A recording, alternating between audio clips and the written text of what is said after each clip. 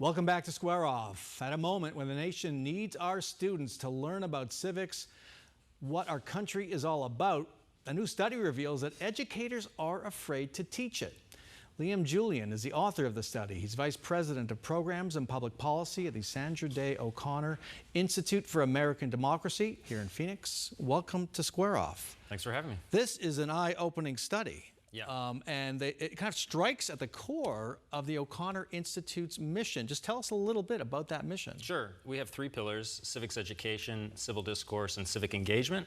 So we're always seeking to advance those and to advance a more sort of engaged and informed citizenry. But yeah, to your point, yeah, this shocked us. It shocked you. Let's go to some of these findings, a few bullet points here. 86% of teachers report that fear of controversy is the primary challenge to teaching civics today.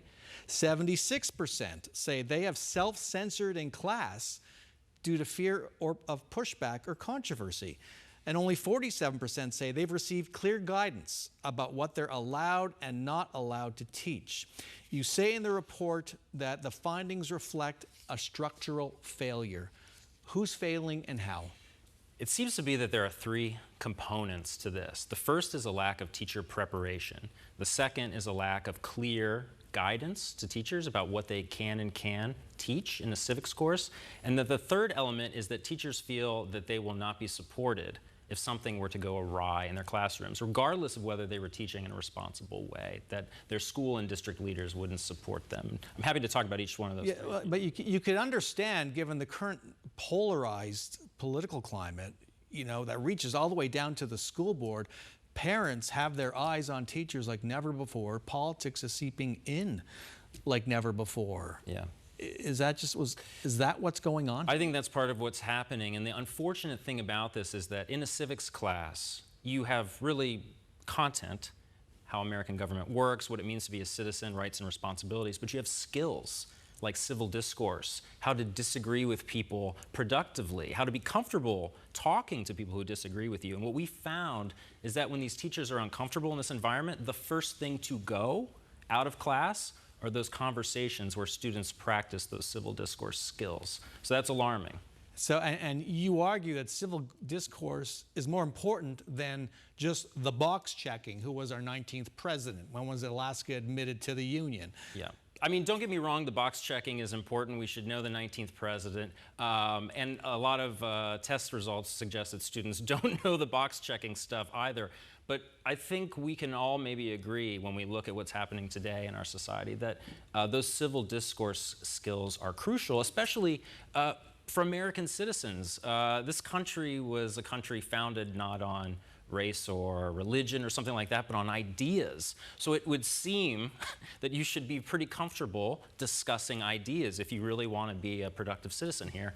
That's not the case necessarily. But even there, we can't agree on the facts. Of the founding, we can't agree on the facts of something that happened 5 years ago. Yeah. Isn't that an understandable challenge for teachers and one they might recoil from? No doubt. I mean, this gets back to the leadership, and it really happens also at the state level where they're setting those civics standards that guide teachers, that guide their classroom instruction.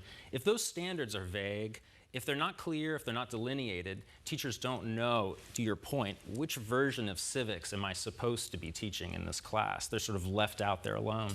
And make clear, what's at stake here for us as a community, as a country? Well, I mean, a lot seems to be at stake. I mean, you never want to be, statistician viewers are going to be like, don't make a causal claim here. But I mean, the correlation is striking, right? So we see, as civics education has waned in this country, what is also happening?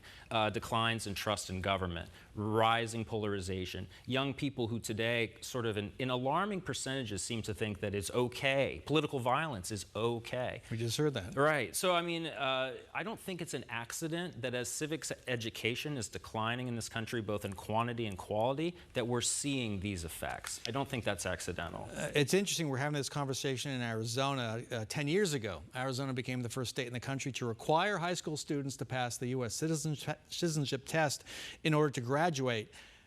Folks, this school year, high school students will have to get 70% right. This past year was 60%, so 70%. Get ready. And do you know how many students actually pass that test to graduate? Just 78%. So Yeah, civics matter.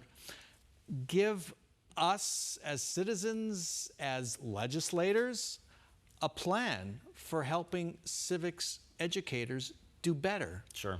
Well, with our elected leaders, right, it starts with talking to each other and coming to some sort of productive compromises about what civics education should look like. Everybody can have their different views, and we can hash them out, and that's really great. But at the end of the day, we want to emerge with something that helps guide teachers in their instruction. And for teachers, even in this environment, we found in the report that there are ways that teachers are sort of dealing with this. Grounding those classroom discussions in founding documents is a way that you can take down the temperature. We're not talking about yesterday's news. We're talking about something from 200 years ago.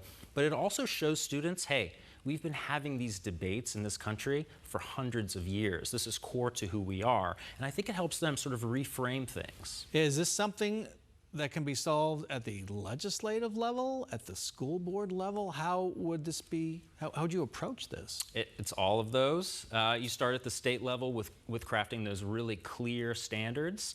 You have district leaders who help their teachers understand what those civic standards say you can and can't do, should and shouldn't teach. And then you need leaders at all levels to say, not only are we going to support teachers in civics classes that are teaching responsibly, we expect that. That is the expectation, that they're going to be having those classroom conversations, that they're going to be facilitating that. That support is key for teachers. And I want to end on the existential question that many teachers had, which is, what is the purpose of a civic education? Sum it up to close out here. I think the purpose of a civic education is to continue to pass along to upcoming generations the story of our country and what it means to be a productive citizen here.